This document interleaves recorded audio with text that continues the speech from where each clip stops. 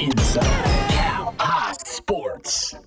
In Redondo Beach over the summer, during 5 days in July, the 25 best high school quarterbacks in the country converge at the Elite 11 camp. And to say the least, there is a lot of throwing.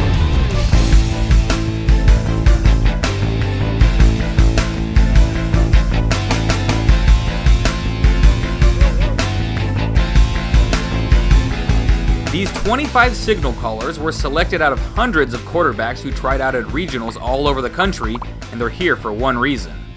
We're trying to put them in a competitive environment, mentally, physically, emotionally, to see who has an NFL caliber ceiling, and out of the 25, who's in the top 11, and ultimately deciding who's the best player here, who has the highest NFL ceiling, and who we feel is going to dominate college and go on to play in the NFL.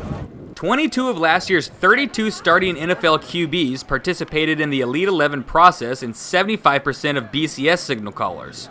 The camp is led by Super Bowl winning quarterback Trent Dilfer, and at the prestigious event, these 25 athletes are aiming to be selected as the top 11 at camp, the Elite 11. One of those quarterbacks this year is Bay Area native and Marin Catholic's own Jared Goff. This is just a great experience, just being out here with all the top guys in the country and learning from guys like Coach Dilfer and Coach Whitfield and all the other great coaches out here. It's just once-in-a-lifetime experience.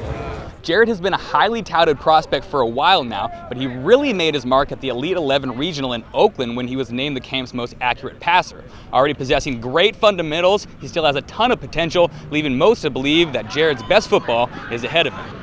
He's a guy who's been right there in the 11. Goff's a guy who's right there right now. He's making great decisions with the ball. He showed great physical tools, and mentally, for what we've thrown at these kids, which is a lot more complex than any other high school kid's getting right now, he's handled it, digested it, and what he's seen in the classroom, he's applied to the field. We're pretty busy all day. We don't really have too much downtime. I mean, we woke up at 6:30 today, went to breakfast, came here, just finished now.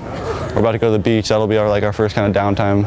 But I think we're still going to work out there, and then we come back on for 7 on tonight, and then we have film after that, and then we go to bed.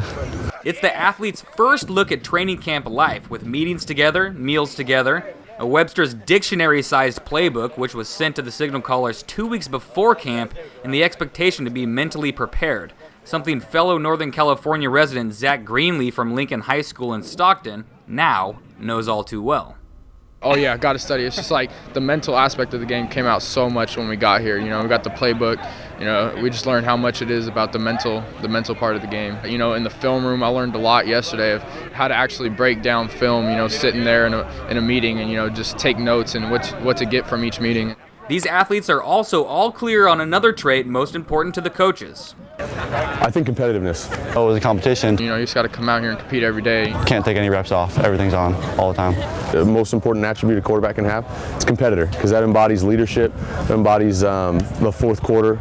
If he's a competitor and he's not on a very good team, he's probably going to elevate the level his team plays at. And as it turns out, at the end of the 5-day camp, both Jared Goff from Marin Catholic and Lincoln of Stockton's Zach Greenlee stayed competitive and showed enough mental preparedness to earn their way onto the Elite 11 team, beating out the remainder of the 25 quarterback field.